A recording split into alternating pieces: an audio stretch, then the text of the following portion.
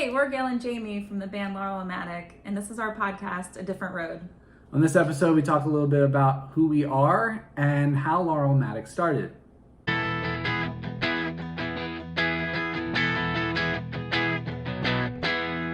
other day I was thinking about that moment that Laurel Maddock was born, and I was looking through our Google Photos, and because I remember we came up with the name Laurel Maddock when we were sitting outside of the fest hall in Asbury Park. Do you remember that moment? Yeah.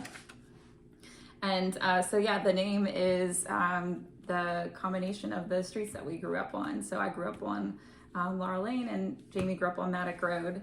And we had been trying to find a name for our band music project for, I don't know, maybe like a year before that when we had been thinking about this idea of putting our music out into the world for a while.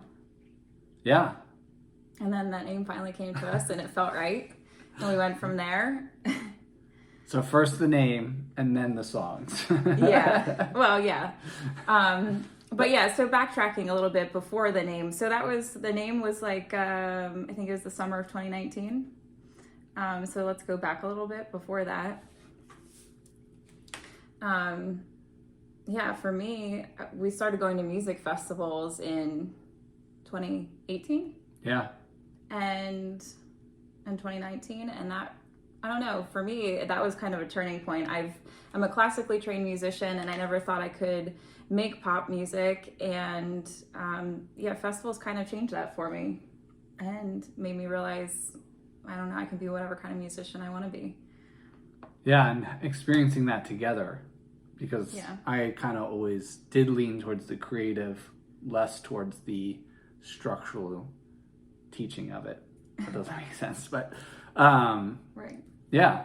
And so I just remember being at different concerts. Growing up, I didn't go to that many concerts. Yeah. It wasn't until recently that I really started, we really started going places and just booking tickets and just enjoying live music. Yeah. We really started prioritizing live music in our lives, and it made a big impact, I think. But festivals especially showed me that there is this such a wide range. There's room for everyone, and there's such a wide range of genres and, I don't know, fame, if you will. Not that that's the goal here, but and I don't know, it's really cool to think about that broad range and that there's room for everyone in this industry. It shifted my mindset for sure. Yeah, See Here Now had a huge impact on that, because you go to a tent and listen to some local band with acoustic or a full band in a smaller stage, and then you go to the main stage and you're like, whoa, what a level of difference. So it's there's multiple entry points or levels depending on what you want. Yeah. And Jamie's been a long time songwriter and recording his music. I had only tried writing and recording once many years ago. It was when the two of us first wrote something together. It was the fall of 2005, shortly after we had met in college. And I never revisited then, because again, I was just kind of stuck on this. Well, I'm classically trained, so that's what I have to stick with. But it wasn't, really where my heart was. As much as I appreciate classical music, it wasn't what was kind of my interest, I guess. And what I listen to regularly is pop music too. So I touched a second on our backgrounds. I guess we should share a little bit about that. Like I said, we met in college. I studied music and was a voice concentration, and also so I've taken voice lessons my whole life and played the piano my whole life and a few other instruments in there. I've been active in choirs and instrumental groups throughout my childhood and into my adult life. And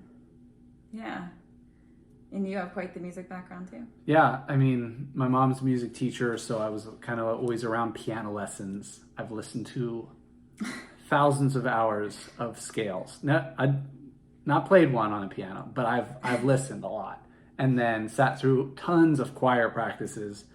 I would say sit. I was there. I was present. I was mostly running around the pews, being distracted, but I was there. I absorbed something.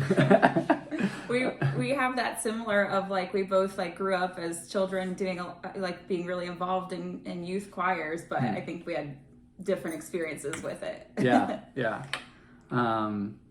Then I went to American Boy Choir for middle school, which threw me into like the formal training of everything. Sang a lot, did music theory. So that kind of like switched over because I was attending a summer camp that was a choir camp and auditioned. I don't really remember how it came about. I remember the room and doing it, and then later being like, Mom, I auditioned for a choir. I don't know what happened. That happens a lot. And I sign up for things I don't know about. It's cool to think, though, that we were both so young and yet new to kind of choose that path for ourselves. Because for me, I was in elementary school when I heard the music to the Phantom of the Opera, and that was what made me ask my parents for voice lessons. And yeah, so even as children, we decided for ourselves that was kind of our path. Yeah. It was pretty cool. I tried taking piano lessons once. But when your mom's the piano teacher, she knows when you practice and you can't really lie about it. So that was only about 3 weeks. And I was like, I can't do this. So luckily at that time, it would kind of like transition. My best friend got a guitar and that like changed my past. I was like, Mom doesn't know how to play guitar. She doesn't know what I'm doing on it. And it was just like, immediately I knew that was an instrument that I was like, I want to learn how to do this. I want to play it all the time. So that was awesome. I remember being like the James Bond theme was one of the first things. Good stuff. And it was like, after that, it was just like a great relationship of like ping ponging back and forth of being like, oh, guess what I learned? And then you like go to the house and share, and then listen to this is what I learned, and it slowly moved into like guess what I learned how to play to like guess what I created, and he and I had a really good kind of like songwriting like back and forth, which was pretty awesome. That started, and that was I guess at the end of middle school. That since you've been playing the guitar. Yeah, and that like just took off. I only took a couple lessons. Again, I'm not like formally trained, but I just love playing it and being creative with it.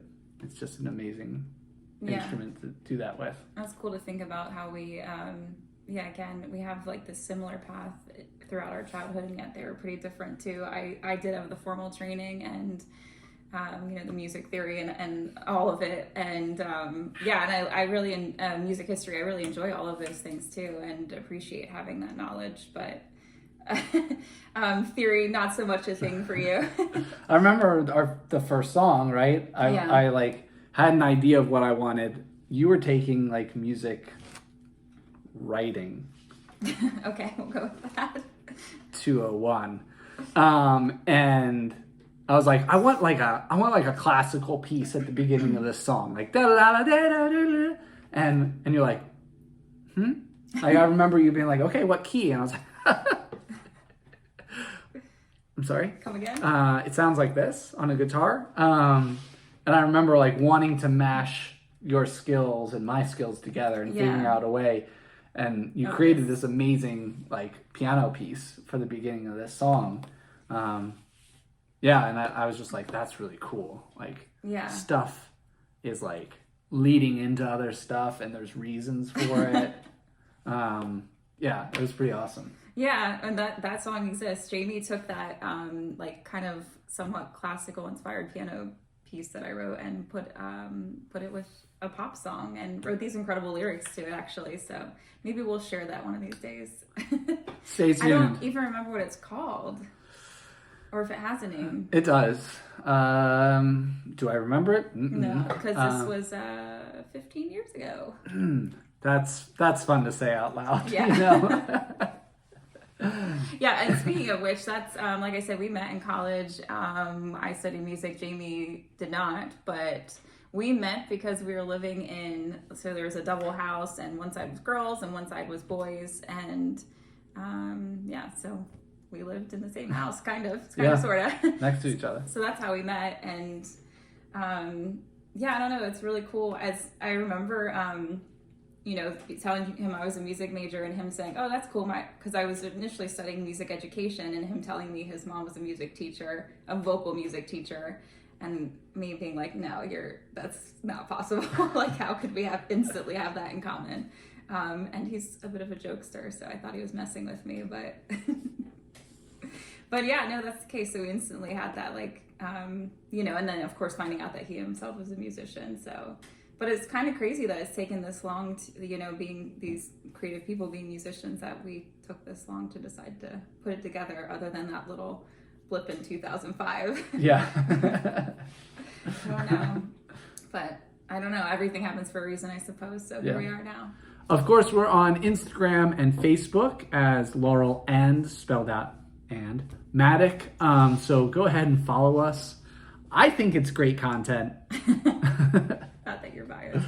Not biased. But yeah, so we have new music coming out, music videos, all the things. We'll post it on there. So definitely give us a follow if you'd like, so you can hear what we have coming next. And of course, we'll share more podcast episodes to come on there as well.